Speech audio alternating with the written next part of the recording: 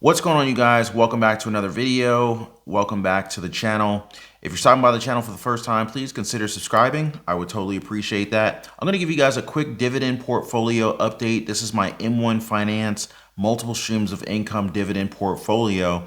And I created this account to begin generating an additional form of income. I wanted to create some passive income. I wanted to make sure that I could eventually one day retire early and not have the dependency on a full-time job that most Americans have. I wanted to make sure that, I could sustain myself, my family, spend more time with my family. As a result, a passive income source was absolutely required. And so one of the strategies I implemented in order to allow financial freedom to be a reality for myself and for my family was to create an investment account leveraging M1 Finance and purchasing dividend-only investments to create monthly, quarterly, and yearly dividend income, which is another form of passive income. Now, I do have other forms of passive income, as well as multiple types of active income outside of a job. So, for example, I've got online businesses, as well as I am a part owner in some companies. So the key here is to create multiple streams of income so that you can ultimately achieve passive income, so that you can ultimately achieve financial freedom. Now, in order to reach financial freedom sooner, the key would be a combination of reducing your expenses and maximizing your sources of income. So if you're carrying any type of high interest credit card debt, for example, especially with the Fed rate hikes that have come out, I would absolutely strongly consider eliminating those high interest rate debts that you may be carrying prior to starting to invest. Now, of course, none of this is financial advice. This is just the type of advice that I would be giving my younger self, for example. And I just happen to be speaking out loud. Now, if we look at this particular account, I started here. You can see if I go back to the beginning, I started this account back in February 2020 with $505. And today, what is that, roughly 2.5 years later, it's $32,504 sitting in the account. But what's interesting is that I didn't put anywhere near $32,000 into this account.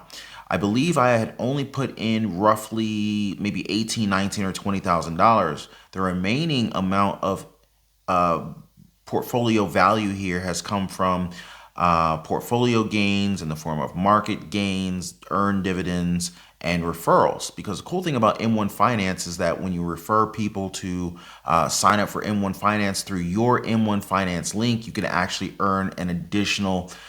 They run different promotions. Sometimes it's $10 per person that signs up. Sometimes it's as high as $50. So that's another stream of passive income. It's a nice little side hustle or online little business that you might be able to start to kind of boost your monthly income if that's what your goal is, which I think if you're watching this channel, your goal is financial freedom. You want to achieve FIRE and break away from the 9 to 5. Now, if we look here, you can see that this dividend portfolio is doing quite well. In fact, in spite of the market downturn, in spite of the stock market crash that we're in the middle of, I only have 2 sectors that are showing some signs of weakness.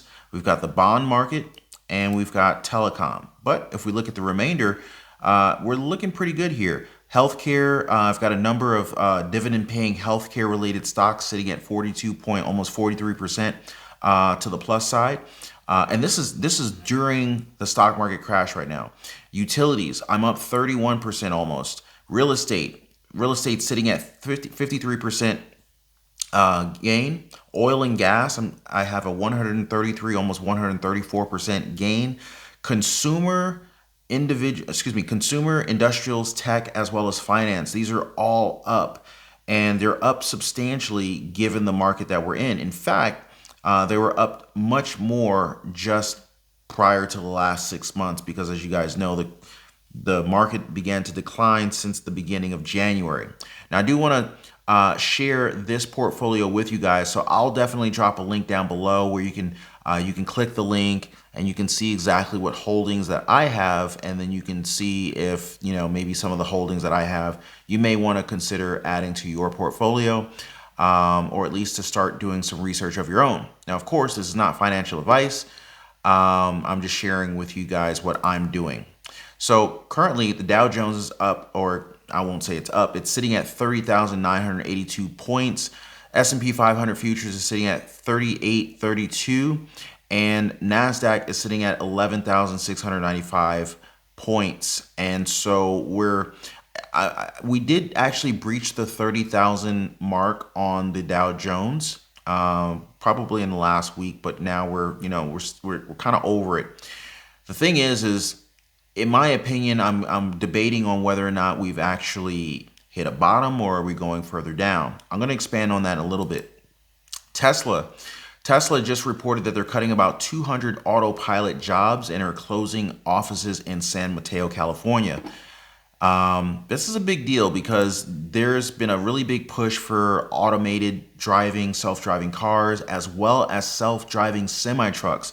Many of you guys may be aware that we received a warning that there might be a diesel shortage for the East Coast of the United States. In addition to that, the cost of trucking and shipping goods and service or goods and products from one coast to the next has been quite costly. And recently, Walmart indicated that they're paying semi-truck drivers as much as $110,000 a year to drive a semi-truck. Now, while that's great, and that was completely unheard of when I was in school, I mean, in order to make $100,000 a year, you normally had to, be a doctor, a lawyer, or have some sort of successful business in order to make that kind of money. And nowadays, it looks like you can almost make $100,000 driving a semi-truck without even a college education, which is kind of cool because it opens up the doors to increase your income for a lot of people who don't necessarily have post-secondary education. But at the same time, it makes goods and it makes products more and more expensive. And so companies and billion-dollar corporations like Walmart and Amazon, they're always looking to expand their profit margins. They want to boost their earnings. And in order to do so, they're going to attempt to lower their expenses wherever possible. And one of the ways that they're looking to do that is by implementing automated truck drivers or automated semi-trucks. So basically, they want to get to a point where they can literally put goods on a truck and not have to pay a human being to drive it. Now, just imagine if you have a semi-truck essentially automated on autopilot, you don't have to worry about paying the driver for their wages. You won't have to pay their insurance. You won't have to contribute to their 401k. You won't have to contribute to any type of retirement plan that they may or may not have. You don't have to pay for that employee's sick time. There won't be any kind of vacation time for a machine, and they don't get sick. So you're going to boost your reliability, lower your overhead. And so, yeah, that's why a lot of companies, especially companies that rely heavily on trucking to deliver products, are looking to move that direction in terms of automated drivers. Moving on, U.S.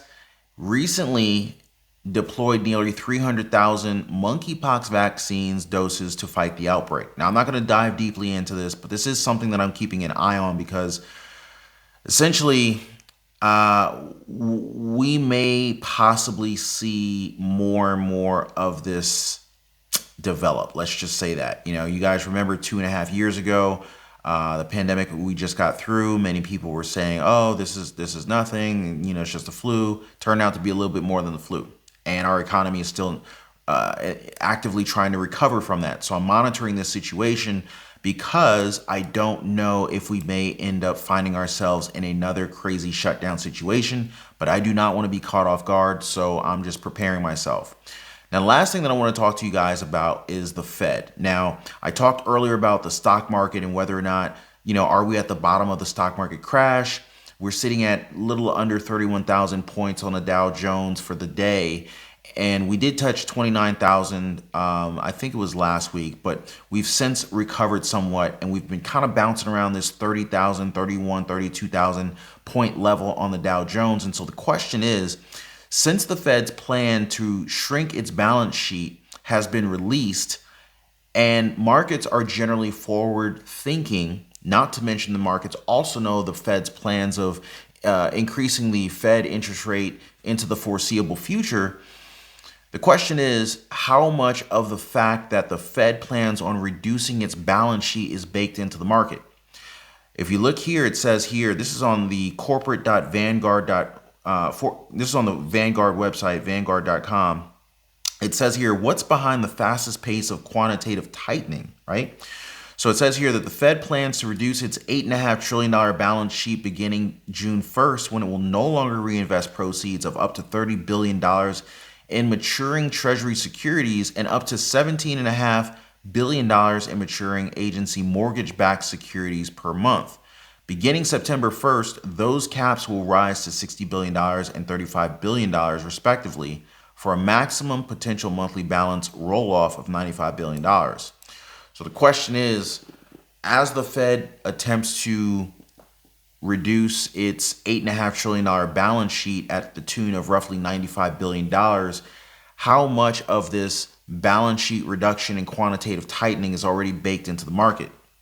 And so, this is public information. So I'm just kind of, thinking, okay, if most traders and investors they've already factored this in, this is knowledge that, we know that this is coming. This is not a surprise. Perhaps, this is already baked into the stock market price. How much further do we have to go? It remains to be seen, but I just figured I would share this information with you guys because, I'm always looking for the bottom.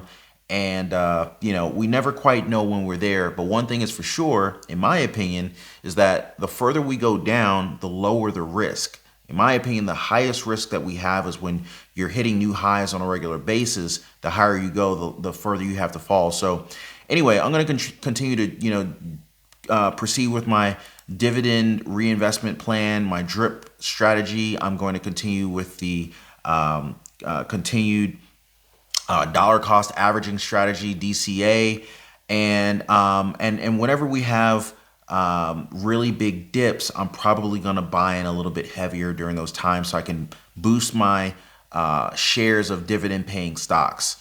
Anyway, guys, drop me some comments down below. I'd love to know what you guys are thinking. If you haven't already, drop a like for the video. Consider subscribing to the channel. I'm going to be sharing more ways to make money online so that you can increase your streams of income and ultimately achieve passive income and financial freedom. I hope that you guys are enjoying the content that I'm sharing. Let me know what you guys want to hear from me in the future. Definitely hit the link in the description down below so that you can check out the holdings in my M1 Finance account. I look forward to seeing you guys on the next one. Take care.